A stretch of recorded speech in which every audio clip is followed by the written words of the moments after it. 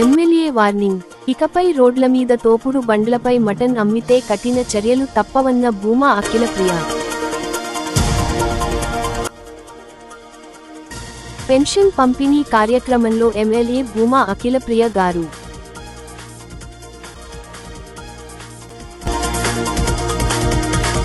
జాతీయ రహదారి 340C పనుల్లో నాణ్యతపై అసంతృప్తి వ్యక్తం చేసిన మంత్రి బీసీ జనార్దన్ రెడ్డి. రేషన్ పంపిణీలో పాల్గొన్న ఎమ్మెల్యే భూమా అఖిలప్రియ గారు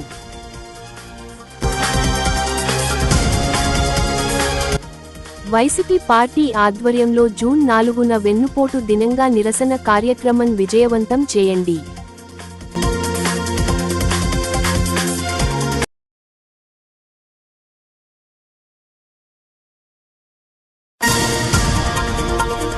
లేడీస్ కి ఇబ్బంది అవుతుంది.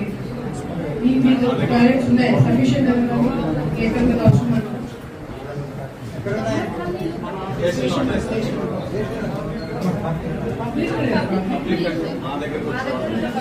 స్టేషన్ కార్డుకి వచ్చేవారు మున్సిపాలిటీలో లేదు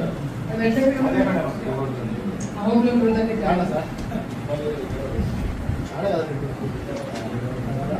గట్టిగా అడగండి. మీరు మాట్లాడుకుంటే ఎట్లా కావాలి కదా.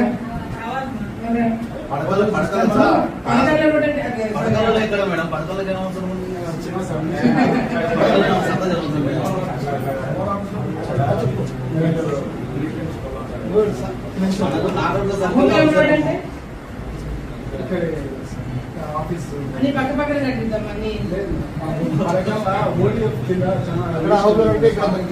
స్కూల్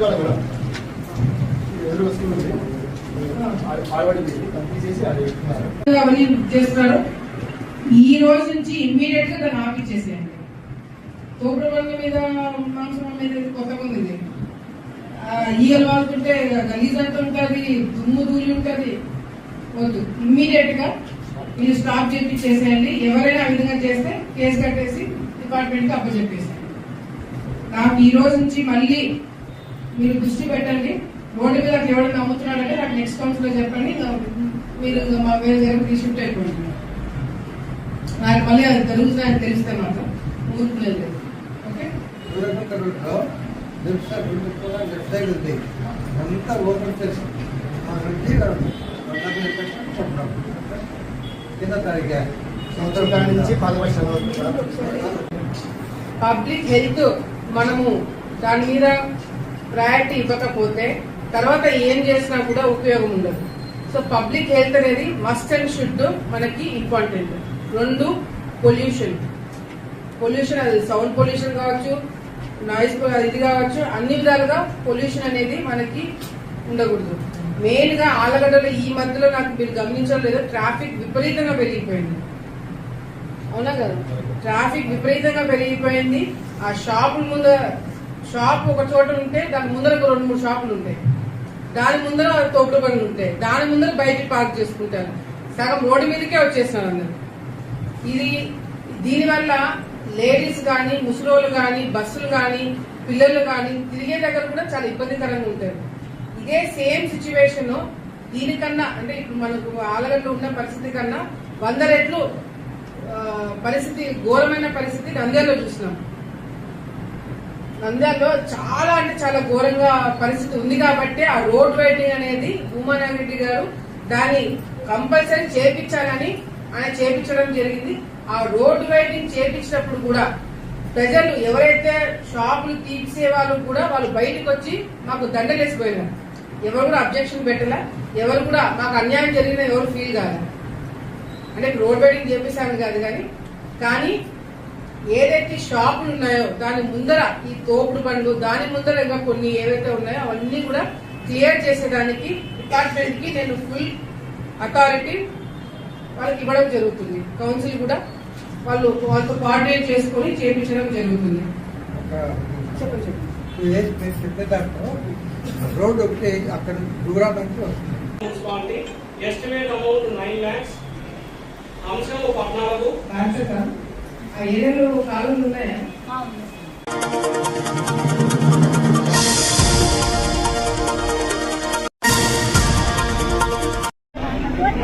ఇస్తే ఆ మాట మీద నిలబడడానికి ఎన్ని కష్టాలు వచ్చినా ఎన్ని ఇబ్బందులు వచ్చినా మాట తప్పకుండా ఏదైతే పెన్షన్లు పెంచడం ఒక ఎత్తైతే ఆ పెన్షన్లు పెరిగిన తర్వాత టైంకి అందజేయడం అనేది నిజంగా చాలా గొప్ప విషయము. అటు ఉద్యోగస్తులకు కావచ్చు, అటు పెన్షన్దారులకు కావచ్చు. ఆదివారం అయితే మరి ఇబ్బంది అవుతుందని చెప్పి 1వ తారీఖు ఆదివారం పడుతుందని చెప్పి 31వ తారీఖే పెన్షన్లు ఇస్తున్నామంటే ఈ ప్రభుత్వము ప్రజలపైన ఎంత ఆప్యాయత చూపిస్తుందో, ప్రజల పైన ఎంత అభిమానం చూపిస్తుందో అనేది స్పష్టంగా అర్థమవుతుంది. ఈ రోజు ఆలగడ్డ టౌన్ లో చింతకుంట్ల దగ్గర ఏరియాలో పెన్షన్లు పంచుతుంటే చాలా మంది ముసలోళ్ళని అడిగిన పెన్షన్లు ఇచ్చేటప్పుడు, ఏమవ్వా నీకు కొడుకులు ఉన్నారా అంటే, కొడుకులు ఉన్నారు కానీ ఉన్నవన్నీ తీసుకొని పోయినారు, ఇప్పుడు పెన్షన్లు ఇచ్చి మమ్మల్ని ఆదుకునేది చంద్రబాబు నాయుడు గారు అని చెప్పి ఆ ముసలోళ్ళు అనడం జరుగుతుంది. ఈ రోజు గట్టిగా కొట్టద్దు, ఎందుకంటే చంద్రబాబు నాయుడు గారి మీద ఈ రోజు ప్రజలకి ఒక నమ్మకము, ఒక అభిమానము, సొంత కొడుకు ఏ విధంగా చూసుకుంటాడో దానికి మించి ఎక్కువనే ఈ ప్రభుత్వము ప్రజల్ని చూసుకోవడం అనేది ఆంధ్రప్రదేశ్ రాష్ట్ర ప్రజలు చేసుకున్న అదృష్టం అని చెప్పి మేమందరం కూడా భావిస్తున్నాం. ఈ రోజు ఈ ఏరియాలో కొన్ని సమస్యలు నా దృష్టికి ఆడవాళ్ళు తీసుకురావడం జరిగింది. కాలువలు గాని రోడ్లు గాని చాలా ఇబ్బందికరంగా ఉన్నాయని చెప్పి చెప్పడం జరిగింది. నేను కమిషనర్ గారితో ఇక్కడికి రావడం జరిగింది. వాళ్ళందరితో కూడా మాట్లాడి ఎక్కడ కూడా కాలువల సమస్య లేకుండా, రోడ్ల సమస్య లేకుండా అన్ని విధాలుగా కూడా ఈ ఏరియాలో ఉన్న వాళ్ళకి మాట ఇచ్చిన ప్రకారము తప్పకుండా వాళ్ళని ఆదుకుంటామని చెప్పి ఈ సందర్భంగా వాళ్ళకి మరొకసారి 3 రోజులు జరిగిన మహానాడు కార్యక్రమంలో ప్రజలు ఏ విధంగా వచ్చినారు, కార్యకర్తలు ఏ విధంగా కదిలి వచ్చినారు, పడిన కష్టాలు ఇబ్బందులు అన్ని కూడా పక్కన పెట్టి ఒక పండుగ వాతావరణం 3 రోజులు మనం చూడడం జరిగింది. ఆ కార్యక్రమంలో కూడా చంద్రబాబు నాయుడు గారు మహిళల కోసము, యువత కోసము, ముఖ్యంగా లోకేష్ అన్న గారు ప్రవేశపెట్టిన 6 తీర్మానాలు ఏవైతే ఉన్నాయో ఈ రాష్ట్ర రూపురేఖలను మార్చబోతుంది. అంతేకాకుండా మహిళలకు ఏదైతే ఉచిత బస్సు ఇస్తామని చెప్పారో అది కూడా ఆగస్టు 15 నుంచి మొదలవుతుందని చెప్పి అనౌన్స్ చేయడం జరిగింది. తల్లికి వందనం కార్యక్రమం ఏదైతే ఎంతమంది పిల్లలకు ఉంటే అంతమందిని ఆదుకుంటామని చెప్పి ఆ తల్లులందరినీ కూడా ఆదుకోవడానికి చంద్రబాబు నాయుడు గారు కూడా తొందరలోనే అది కూడా స్కీమ్ మొదలవుతుందని చెప్పి చెప్పడం జరిగింది. ఈ రోజు వైసీపీ నాయకులు మీరు ఏం చేశారు, ఏం చేయగలిగినారు, ఏం చేశారని చెప్పి ఈ సంవత్సరం వరకు వాళ్ళు మొత్తుకొని చెప్పడం జరిగింది.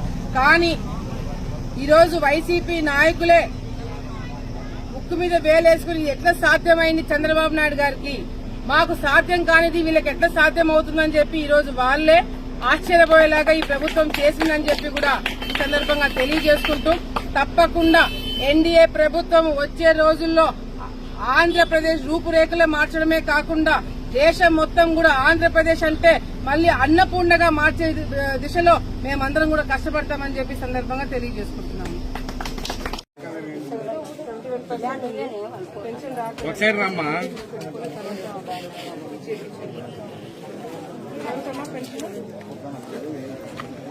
ఉంది కదా పెన్షన్ ఇస్తున్నాము. అందరూ చంద్రబాబు నాయుడు గుర్తుపెట్టుకోవాలా, ఏమి మర్చిపోవద్దు. జెరాక్స్ ఉంటే ఇచ్చేసి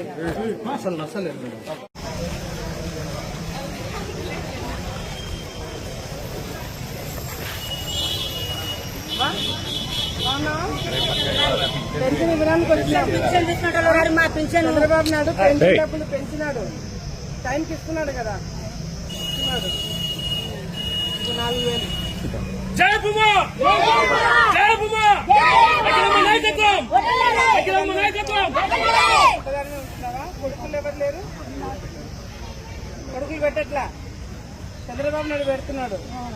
గుర్తు పెట్టుకోవాలి కొడుకుని. ఉద్యోగాల ఏం చేస్తున్నారు సార్? మీరు కొంచెం ఎక్కడ చేస్తున్నారు ఇప్పుడు?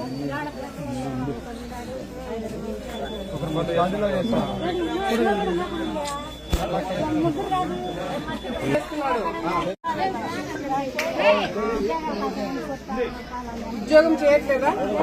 చేయకపోతే నా కాడికి వచ్చి కలవమను, సరేనా? కష్టాలు చెప్పి తీసుకురమ్మని మాట్లాడతాను.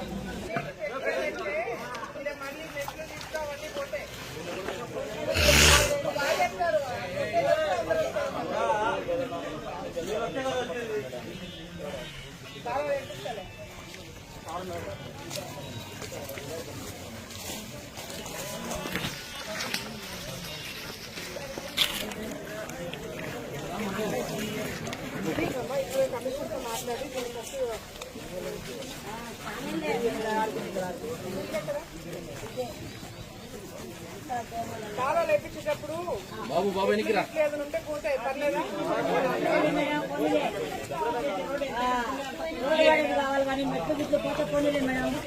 ముగ్గురు కొడుకులు తలాంటి తీసుకుని పోయినారా? ఇంకేం పెట్టాలా? వాళ్ళందరూ వదిలేసిపోయినారా?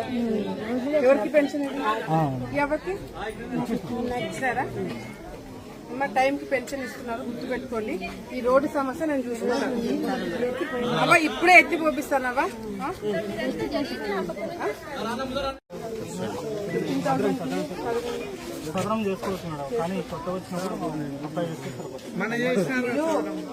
చెప్పండి, మీరు సదరన్ క్యాంప్ కి మళ్ళీ ఒకసారి వెళ్ళండి. బాబు పర్సంటేజ్ ఎక్కువ పెట్టించుకొని 15,000 పెట్టిస్తాము సరే. ఇప్పుడు 6,000 వస్తుంది కదా, బాబు పరిస్థితి ఉందని చెప్పి మళ్ళీ ఒకసారి అప్లై చేసుకుంటే వచ్చేదాన్ని బట్టి 15,000 వస్తుంది సరేనా.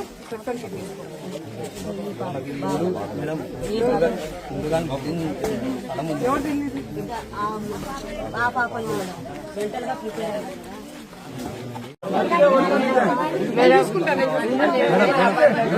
అపార్ట్మెంట్ పోతావా?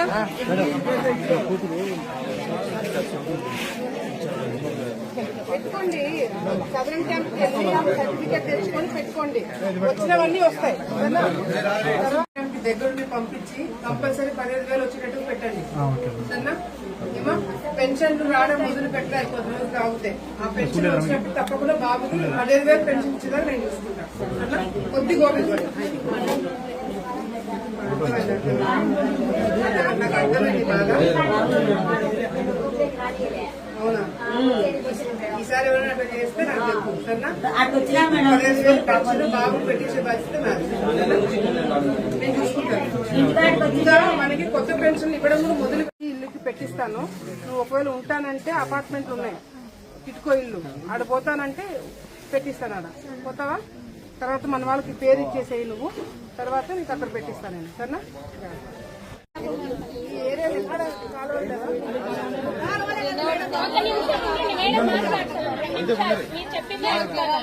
అవునవును వస్తాయి.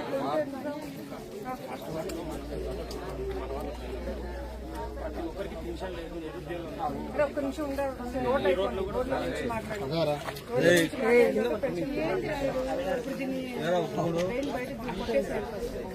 కొట్టేపిచ్చి మొత్తం బ్లీచింగ్ పౌడర్ చల్లేసేయండి. చాలా ఎట్లా చేద్దాం, ఎన్ని ఉంటాయి ఇక్కడ? లేవు, ఈడ లేవు. ఏం కానీ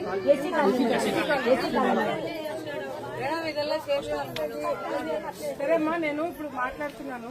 సరే ఎస్టిమేషన్ చేయండి. ఏదో అంటారు ఫస్ట్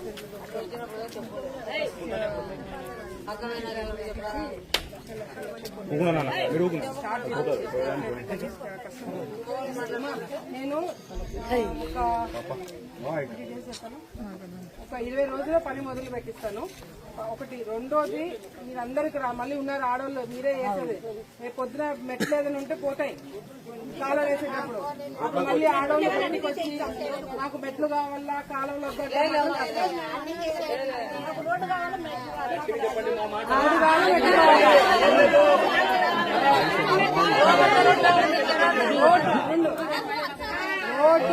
కాలువలు వేపిస్తా.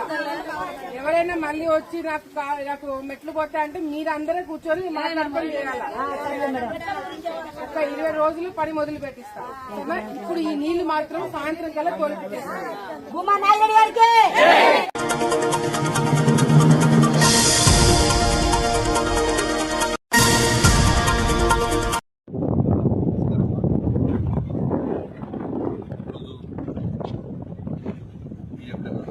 కర్నూలు టు నదికొండలో NH-340C సంబంధించి ఒక ఆర్టికల్ రావడం జరిగింది. ఆ ఆర్టికల్కు సంబంధించి నేను ప్రత్యేకంగా ఇక్కడికే వచ్చి విజిట్ చేస్తే ఇది వాస్తవం ఎంత కాదా అని చెప్పి ఉద్దేశంతో ఈరోజు ఇక్కడికి రావడం జరిగింది. ఇక్కడ చూసిన తర్వాత ఈ యొక్క NHIకి సంబంధించిన అనేకమైన ప్రణాళికలలో భాగంగా ఏ స్ట్రెంత్ వాడాలి, ఏ విధంగా మెటీరియల్ తీసుకోవాలి, ఎటువంటి చేయాలని చెప్పేటువంటి డిజైన్లు ఇస్తారు.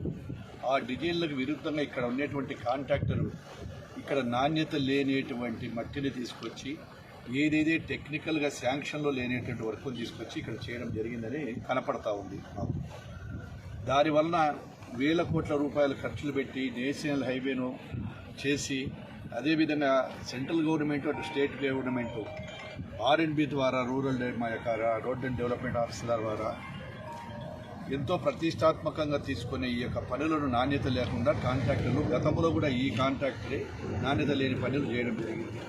అంతకుముందు కూడా 2/8/24 ఆ రోజు కూడా 24వ సంవత్సరంలో కూడా ఒక పత్రికలో ఇతను చేసినటువంటి ఏవైతే కాంట్రాక్టర్ ఉన్నాడో ఆ కాంట్రాక్టర్ మీద కూడా గతంలో ఎంక్వైరీ చేయమని చెప్పి చేసినప్పుడు ఆ అధికారుల దగ్గర నాణ్యత లేదు, ఈ విధంగా జరిగిందని CMPC నుంచి కానీ దినపత్రికలో వచ్చిన దాని మీద ఎంక్వైరీ చేయమని వచ్చినప్పుడు నేను కూడా విజిలెన్స్ అండ్ ఎంక్వైరీకి పెట్టడం జరిగింది. మరి ఏం జరిగిందో తెలియదు కానీ ఆ విజిలెన్స్ ఎంక్వైరీ రిపోర్ట్ ఇప్పటి వరకు కూడా కనుమరుగైపోయింది. అంటే తన యొక్క వాళ్ళు ఈ వెనక ఎవరు నడిపిస్తున్నారో కూడా మాకు తెలియదు. ఏది ఏమైనా నాణ్యత లేని రోడ్లను ఎవరు ఎంత పెద్దవారైనా కఠినంగా శిక్షించాలని గౌరవ ముఖ్యమంత్రి గారు R&B డిపార్ట్మెంట్కు ఆదేశాలు ఇవ్వడం జరిగింది. నాణ్యత ముఖ్యం మాకందరికంటే. ఎందుకంటే ప్రజాసొమ్ము ఇది, ప్రజల సొమ్మును దుర్వినియోగం చేసి ఎందుకంటే ప్రజలంతా కూడా ట్యాక్స్ కడుతున్నారు. ప్రజల యొక్క వాహనదారుల యొక్క ట్యాక్స్తో ఈ రోడ్లన్నీ కూడా మెయింటైన్ జరుగుతుంది. ఎవరో దయాదక్షిణ్యం కూడా కాదు.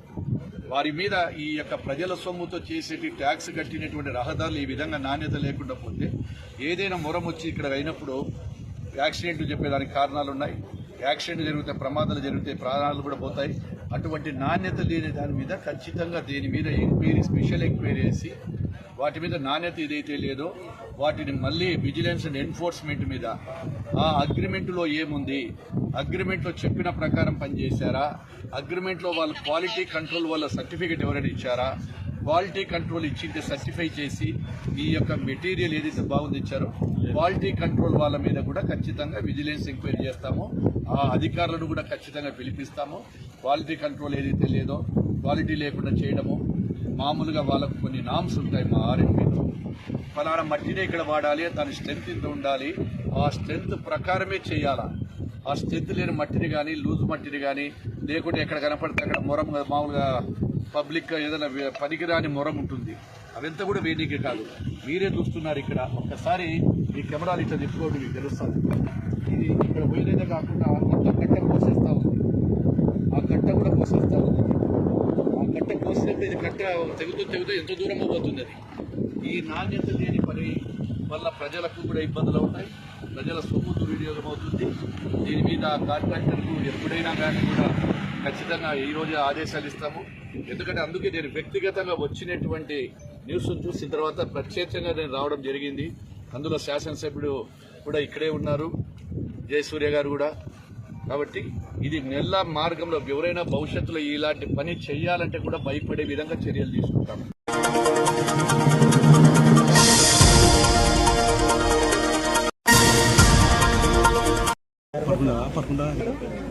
ఈరోజు తెలుగు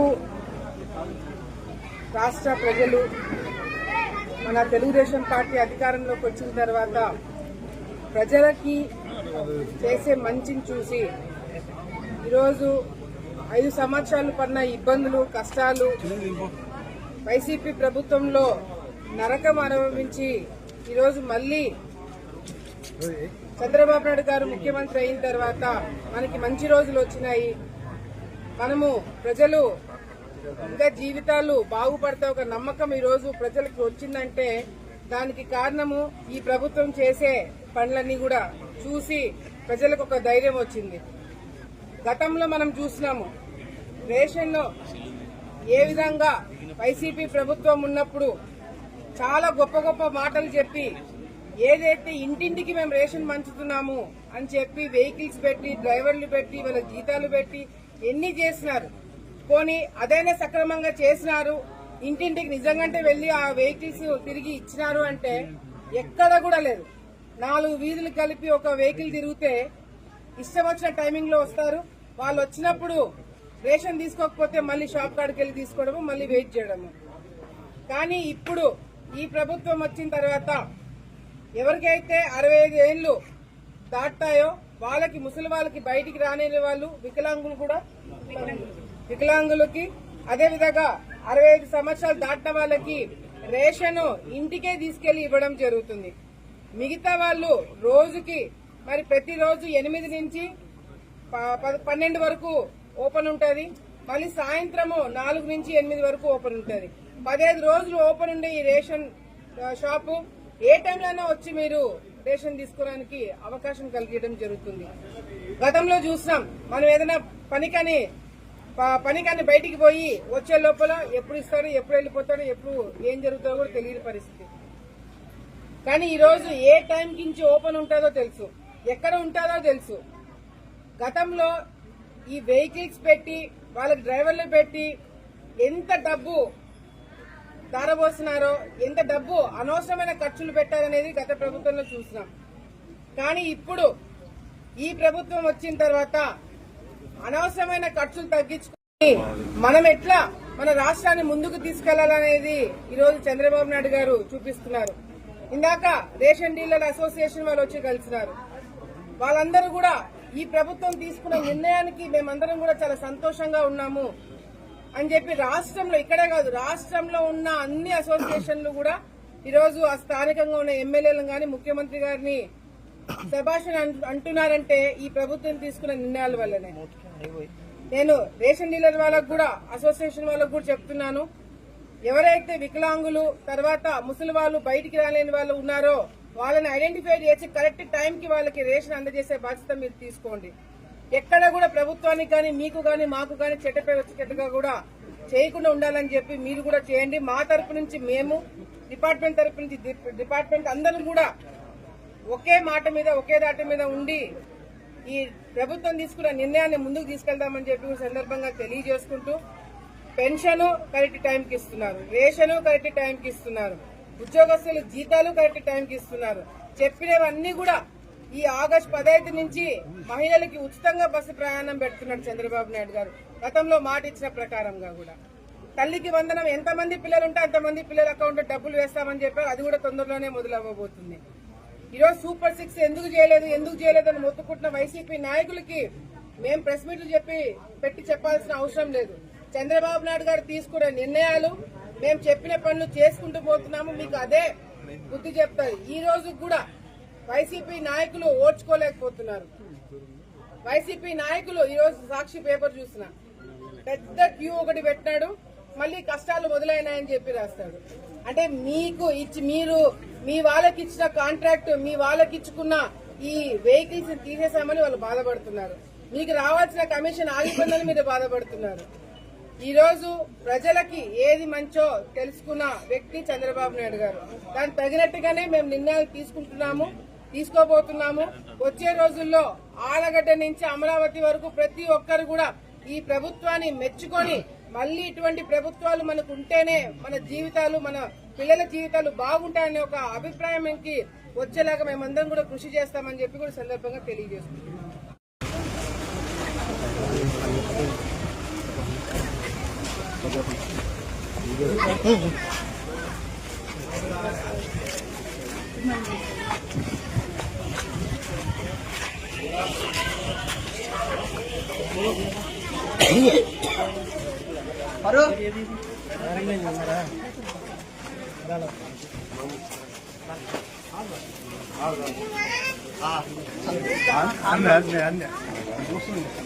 అదే మేడం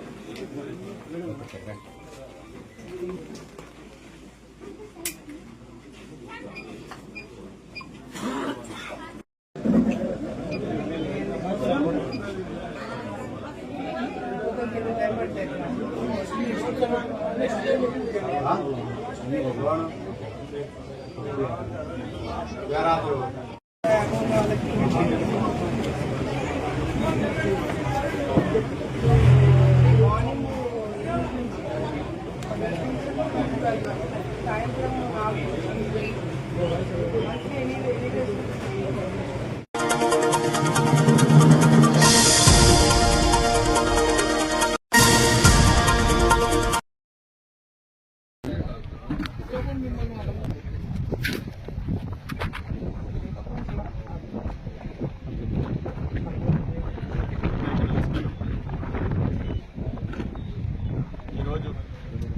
ఇక్కడ ఈ పత్రికా సమావేశం ఏర్పాటు చేయడానికి ముఖ్య ఉద్దేశం,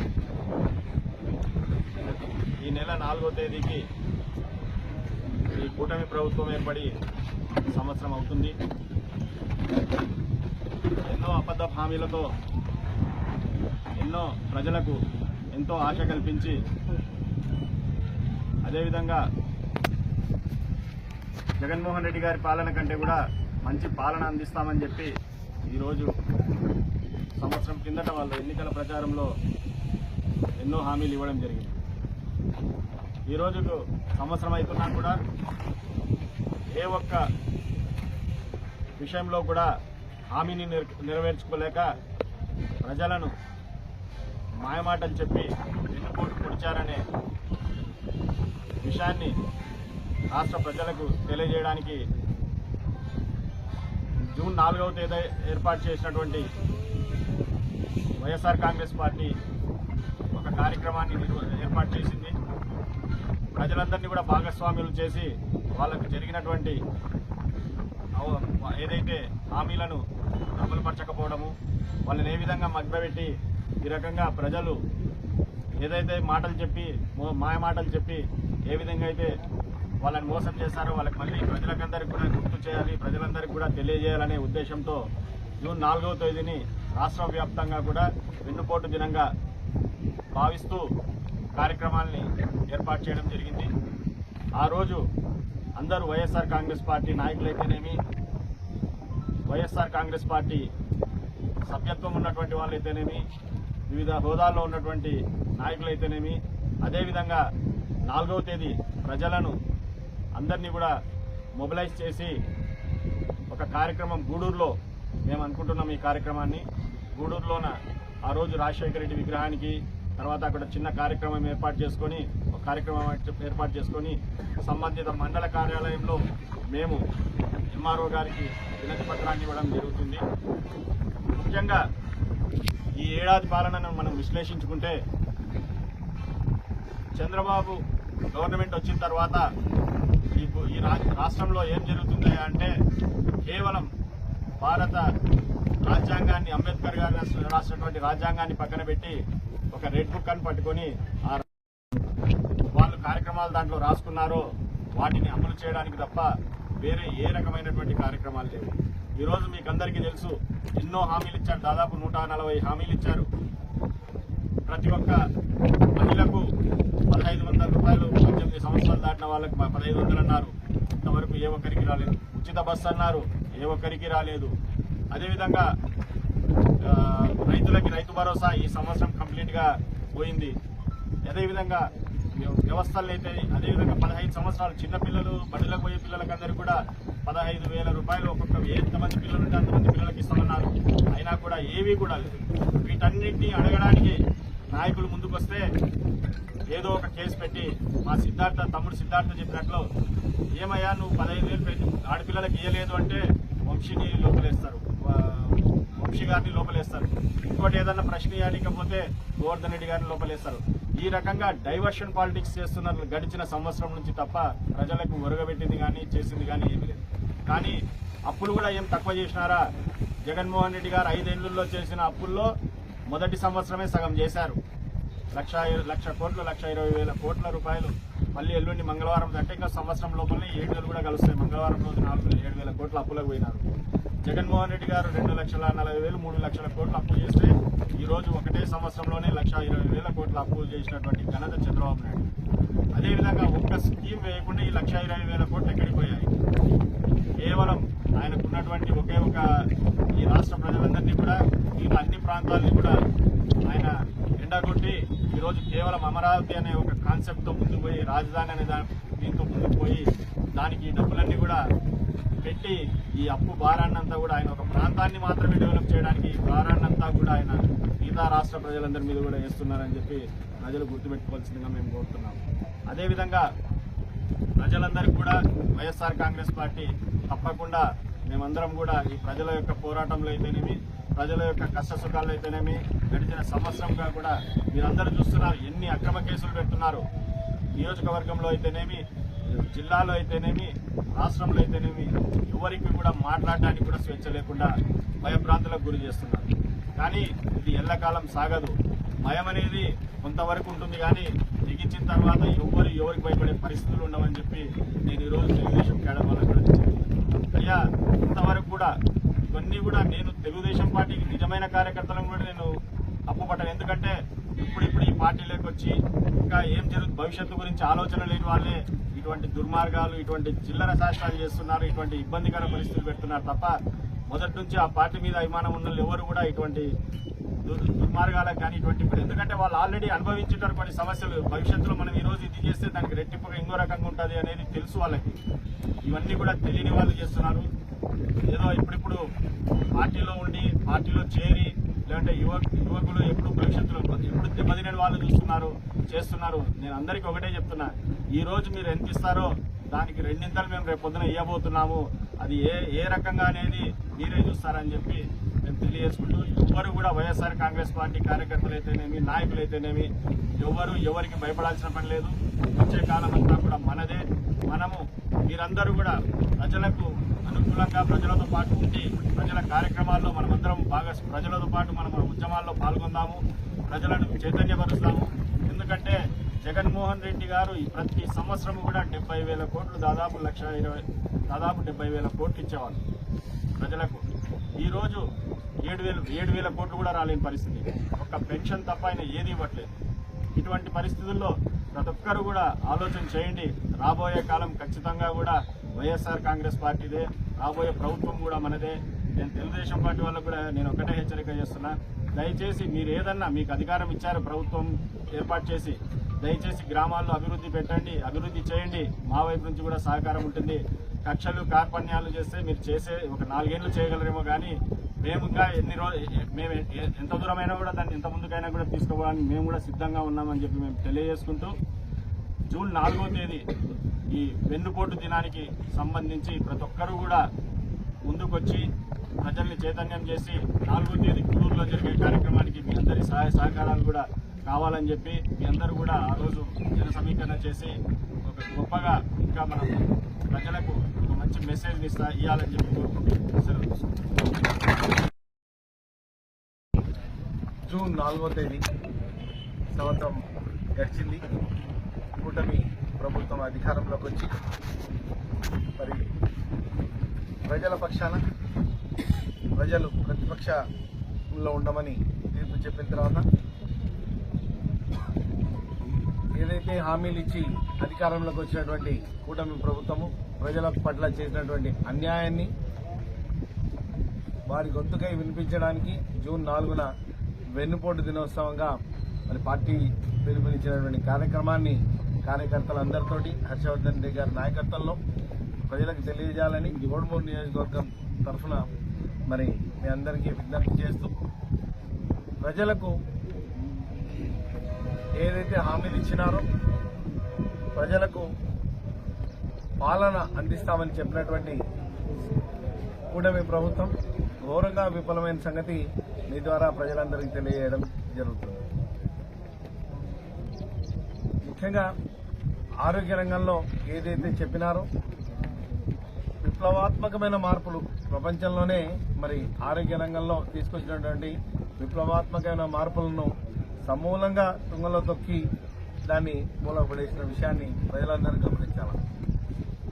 ఆరోగ్య వ్యవస్థలో ఏదైతే ఉందో దాన్ని అనారోగ్యం, వైఎస్ఆర్ హెల్త్ క్లినికల్ దగ్గర నుంచి అక్కడ ఉన్నటువంటి సిబ్బంది నియామకాల దగ్గర నుంచి దేనిని కూడా పట్టించుకోకుండా గాలికి వదిలేసినటువంటి వైనాన్ని ప్రజలందరూ గమనించారు.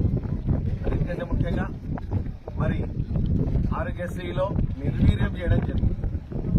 ఇక మిగిలిన హామీల గురించి నేను చెప్పేదానికంటే ప్రజలందరూ చాలా వెయ్యి కళ్ళతో గమనిస్తున్నారు. అందరూ చెప్పినారు పథకాల్లో నీకు 15, నీకు 15, నీకు 15 ఇచ్చిందేమీ లేదు. మరి ఏమైనా మాటలు చెప్తే డైవర్షన్ పాలిటిక్స్ చేయడం మొదలుపెట్టినారు. ఏదైనా గొంతు విప్పి మాట్లాడడానికి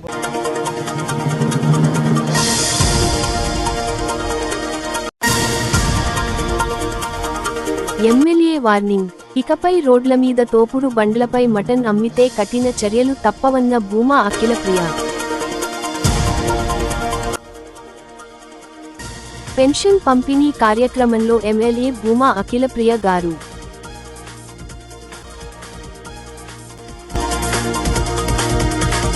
జాతీయ రహదారి 340C పనుల్లో నాణ్యతపై అసంతృప్తి వ్యక్తం చేసిన మంత్రి బీసీ జనార్దన్ రెడ్డి. రేషన్ పంపిణీలో పాల్గొన్న ఎమ్మెల్యే భూమా అఖిలప్రియ గారు.